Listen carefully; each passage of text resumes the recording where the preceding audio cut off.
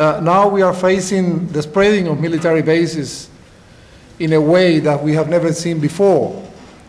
The US have received new territories to be used in favor of that policy in the former socialist countries in Eastern Europe. So we are facing no longer only the history or the historical military presence of the US in different countries with military bases, but we are facing now a complete new situation with the opportunity for the US to say, well, we are moving out of Germany, for example, a thing which is also causing or creating problems internally, also from the political point of view, in the relationship between the US and Germany, not because Germany have nothing against military bases, but also from the point of view of the economic meaning of these bases for the areas in which they are placed, because they have been using and manipulating this also as an economic subject. Military bases are center nowadays, and this is also new, center for torture.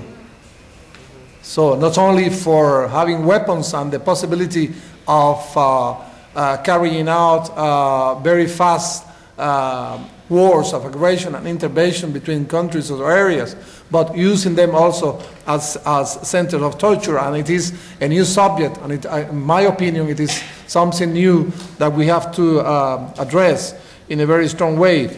Be in Abu Ghraib or in Guantanamo Bay, or be also on board of the different CIA flights, a subject of that have been denounced in Europe by many different organizations, also the European Parliament, but the European government have up to now do not open their mouths to say anything at all against this activity of the US on their own territory.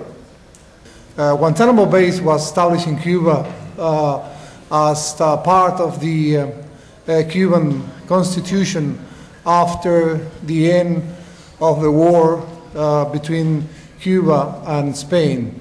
In fact, it was the first time ever in the region when the US used manipulation of the public opinion to intervene in a war.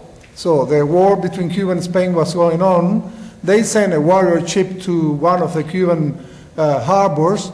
They exploded, and it is very well known now. They themselves blew up the American warrior vessel at the Cuban harbor, and so the main, yes, indeed, this was the name of this warrior vessel, the Maine, and then the American public opinion, of course, demanded immediately the American forces to get into the Spanish-Cuban War.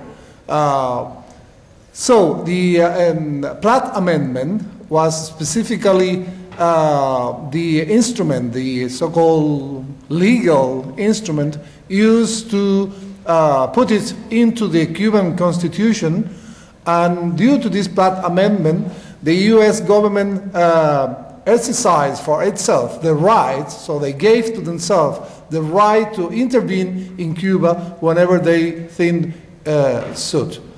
As part of this Platt Amendment, they received the right to install so-called facilities for the American ships to receive food and water and so on. And so came to life Guantanamo Bay.